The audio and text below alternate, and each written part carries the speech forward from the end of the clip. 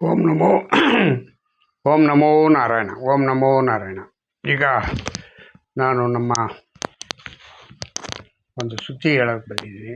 ಏನು ಸುದ್ದಿನಪ್ಪ ಅಂದರೆ ತಮಿಳ್ನಾಡು ಸುದ್ದಿ. ತಮಿಳ್ನಾಡಲ್ಲಿ ಇವತ್ತು ನಿನ್ನೆ ಮುಖ್ಯಮಂತ್ರಿ ಪ್ರಮಾಣ ವಚನ ಸ್ವೀಕಾರ ಮಾಡಿದ್ರು. ಆ ಸ್ವೀಕಾರದಲ್ಲಿ ವಂದೇ ಮಾತರಂ ಮತ್ತು ನ್ಯಾಷನಲ್ ತಮ್ ಮತ್ತು ತಮಿಳುನಾಡಿನ ನಾಡಗೀತೆನಿಗೆ ಆಡಲಾಯಿತು. ಭಾಳ ಚೆನ್ನಾಗಿತ್ತು, ಅದ್ಧೂರಿಯಾಗಿ ಆಡೋರು.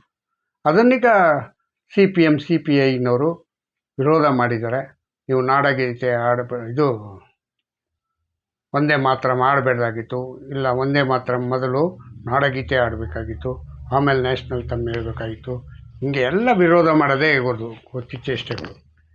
ಅಲ್ಲ, ಇವ್ರು ಏನು ಬುದ್ಧಿ ಇಟ್ಕೊಂಡವ್ರ ಇಲ್ವಾ ಗೊತ್ತಿಲ್ಲ. ನ್ಯಾಷನಲ್ ತಮ್ ಅಂದರೆ ದೇಶಕ್ಕೋಸ್ಕರವಾಗಿ ಇವರು ಆಡಿದ್ರೆ ಇದು ವಿರೋಧ ಹಂಗಂತ ಹೇಳ್ತಾ ಇದ್ದಾರೆ. ಹಂಗಂತಂದರೆ ಇವರು ಎಷ್ಟು ಮಟ್ಟಿಗೆ ರಾಜಕಾರಣ ಮಾಡಿದವರು, ಎಷ್ಟು ಮಟ್ಟಿಗೆ ಇವರೇನು ಅದನ್ನ ಕ್ಯಾನ್ಸಲ್ ಮಾಡಿಬಿಟ್ರೆ ಇವ್ರಿಗೇನು 2 ಕಿರೀಟ ಹಾಕ್ತಾರೆ ಎಕ್ಸ್ಟ್ರಾ ತಮಿಳ್ನಾಡವ್ರ ಜನಗಳು, ಇಲ್ಲ ಇನ್ನೇನಾದ್ರೂ ಬೇರೆ ದಾರಿಲಿ ಕರ್ಕೊಂಡು ಹೋಯ್ತಾರ ಆಯಿತಾ. ಅದಾಯಿತು. ಆಮೇಲೆ ಎರಡನೇದು, ಇಂದು ವಿಧಾನಸಭೆಯಲ್ಲಿ ಅಧಿವೇಶನ ಪ್ರಮಾಣ ವಚನ ಎಲ್ಲ ಇವತ್ತು ಪ್ರಾರಂಭ ಆಯಿತು ಅಂತ ಅನ್ಕೋತೀನಿ. ಮತ್ತು ಅವನು ಉದಯ್ ನಿಧಿ ಮಾರನ್ನು ಯಾರೋ ಗೊತ್ತಿಲ್ಲ, ಅವನು ನಿಜವಾಗಿ ಅವನು ವಿಧಾನಸಭೆಯಲ್ಲಿ ನಿಂತ್ಕೊಂಡು ನಮ್ಮ ಹಿಂದೂಗಳ ಬಗ್ಗೆ ವಿರೋಧವಾಗಿ ಮಾತಾಡ್ದ. ಅದು ನನಗೆ ತಡ್ಕೊಳಕ್ಕಾಗಲಿಲ್ಲ. ಇಷ್ಟು ಬುದ್ಧಿ ಕಲಿಸಿನೂ ಜನ ಇನ್ನೂ ಕಲ್ತಿಲ್ವಲ್ಲ ಇವನು.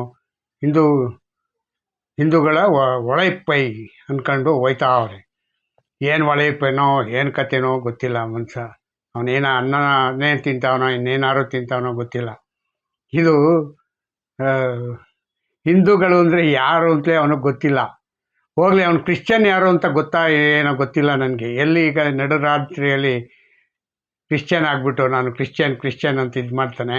ನಿಜವಾಗಿ ಕ್ರಿಶ್ಚಿಯನ್ದು ಬೈಬಲ್ ಓದವನ ಇಲ್ವಾ, ಅದರಲ್ಲಿ ಏನಾದ್ರೂ ಕಾಪಿಗಳು ಮಾಡಿ ನಮ್ಮ ಭಗವದ್ಗೀತೆಯಲ್ಲಿರೋದೇ ಅಲ್ಲಿ ಕಾಪಿ ಆಗಿರ್ತದೆ. ಅದನ್ನೇನಾದ್ರು ಅವನು ಅರ್ಥ ಮಾಡ್ಕೊಂಡವನ ಇಲ್ವಾ ಗೊತ್ತಿಲ್ಲ. ಯಾಕೆಂದರೆ ಎರಡನ್ನೂ ಓದಬೇಕು, ಆವಾಗಲೇ ಗೊತ್ತಾಗೋದು. ಭಗವದ್ಗೀತೆ ಮತ್ತು ಒಬ್ಬ ರಾಜ್ಯದ ನಾಯಕ ಆಗಿರಬೇಕಾದ್ರೆ ಇವನು ಎಲ್ಲ ಪುಸ್ತಕಗಳನ್ನೂ ಓದಬೇಕು.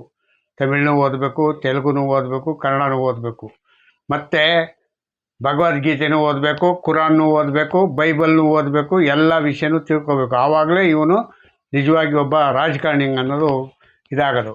ಇಲ್ಲ, ಇವ್ರಿಗೆ ಸರಿಯಾದ ರೀತಿಯಲ್ಲಿ ಅವ್ರಿಗೆ ಸಪೋರ್ಟ್ ಮಾಡೋಂಥವ್ರು ಜೊತೆಯಲ್ಲಿ ಇರ್ತಕ್ಕಂಥವ್ರು ಆದ್ರೂ ಸರಿಯಾದ ರೀತಿ ಬುದ್ಧಿ ಹೇಳಬೇಕು. ಎರಡೂ ಇಲ್ಲ ಇವ್ರಿಗೆ. ಬುದ್ಧಿ ಹೇಳೋರು ಇಲ್ಲ, ತಾನಾಗಿ ಬುದ್ಧಿ ಕಲಿಯೋದಕ್ಕೂ ಇಲ್ಲ ಅಂತ ನನ್ನ ಅನಿಸಿಕೆ ಆಗ್ಬಿಟ್ಟಿದೆ. ಇದು ಎಷ್ಟರ ಮಟ್ಟಿಗೆ ಸರಿ ಎಷ್ಟರ ಮಟ್ಟಿಗೆ ತಪ್ಪು ಅನ್ನೋದು ಇವನಿಗೆ ಇನ್ನೂ ಜ್ಞಾನನೇ ಆಗಿಲ್ಲ ಅಂತ ನಾನು ಅನ್ಕೋತೀನಿ. ಅರ್ಥ ಆಯ್ತಾ? ಮತ್ತು ಇನ್ನೊಂದು ಏನಪ್ಪ ಅಂತಂದರೆ, ಇವಾಗ ನನ್ನ ನಿಜವಾದ ಕನಸು ಇಡೀ ದೇಶಾದ್ಯಂತ ಏನಾಗಬೇಕು ಹಂಗಂದರೆ ಇದು ಏನು ಡ್ರಿಂಕ್ಸ್ ಅನ್ನೋದು ಬ್ಯಾನ್ ಆಗಬೇಕು ಅಂತ. ಉದಯನಿಧಿ ಇವರು ಯಾರು ನಮ್ಮ ನನಗೆ ಖುಷಿ ಆಗಿಬಿಟ್ಟಿದೆ. ಏನು ಹೇಳಬೇಕು ಅಂತಾನೆ ಗೊತ್ತಾಯ್ತಾ ಇಲ್ಲ ಯಾರಿಗೆ ಜೋಸಫ್ ವಿಜಯ್ ಅವರು 700 ಮದ್ಯದ ಅಂಗಡಿಗಳನ್ನೀಗ ಬ್ಯಾನ್ ಮಾಡಿದ್ದಾರೆ ತಮಿಳ್ನಾಡಲ್ಲಿ. ಹೆಂಗೆ ದೇವಸ್ಥಾನ ಮತ್ತು ಸ್ಕೂಲು ಮತ್ತು ಚರ್ಚ್ಗಳ ಮುಂದೆ ಅಕ್ಕಪಕ್ಕದಲ್ಲಿ ಏನೇನು 500 ಮೀಟ್ರಿಗಿಂತ ಹತ್ತಿರದಲ್ಲಿ ಇರ್ತಾವ ಅಂತವನ್ನೆಲ್ಲನೂ ಕೂಡ ಸರ್ವೆ ಮಾಡಿಸಿ ಸ್ಕೂಲ್ ಮುಂದೆ ಇರ್ತಕ್ಕಂಥದ್ದನ್ನ ಸುಮಾರು 700 ಮದ್ಯದ ಅಂಗಡಿನಿಗೆ ಬ್ಯಾನ್ ಮಾಡಿದ್ದಾರೆ.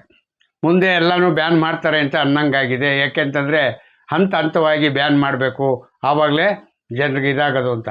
ನೀನು ಗೆದ್ದುಬಿಟ್ಟೆ ಬಿಡು ವಿಜಯ್, ನೀನು ಗೆದ್ದೆ. ನೀನು ಸಮಾಜಕ್ಕೆ ಬೇಕಾದ ವ್ಯಕ್ತಿ ಈಗ ನೀನು. ಯಾಕೆಂಗಂದ್ರೆ ನನ್ನ ನಿಜವಾದ ಕನಸನೀಗ ನೀನು ನಿಜವಾಗೂ ಮಾಡಿಬಿಟ್ಟೆ.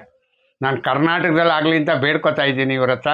ಇವ್ರು ಯಾರೂ ಇದನ್ನೀಗ ತಲೆಗೆ ತಗೊಂಡಿಲ್ಲ. ಇವ್ರಿಗೆಲ್ಲ ಬರೀ ಏನೋ ಆ ಫ್ರೀ ಕೊಡೋಕ್ಕೋಸ್ಕರವಾಗಿ ಅದ್ರ ಬರೋ ಟ್ಯಾಕ್ಸ್ ತಗೊಳ್ಳೋ ಬದಲು ಅದನ್ನೇ ಬ್ಯಾನ್ ಮಾಡಿಬಿಟ್ರೆ ಇದೇ ಇರೋಲ್ಲ, ಫ್ರೀನೇ ಇರೋಲ್ಲಪ್ಪ. ಯಾರಿಗೂ ಫ್ರೀನೂ ಕೊಡೋಂಗಿಲ್ಲ, ಏನೂ ಇಲ್ಲ. ಬ್ಯಾನ್ ಮಾಡಿದ್ದೀವಿ ಹೋಗ್ರಿ ಹಿಂಗಂತ. ನಮಗೆ ಟ್ಯಾಕ್ಸೇ ಬರೋಲ್ಲ, ನಮ್ಮ ಕೈಯಲ್ಲಿ ಇರೋದೇ ಇಷ್ಟು ಅಂತ ಹೇಳ್ಬೋದು. ಅದು ಒಂದು ಒಳ್ಳೆ ಕೆಲಸ ಮಾಡಿದ್ದೀರಾ, ಸೂಪರ್ ವಿಜಯ್.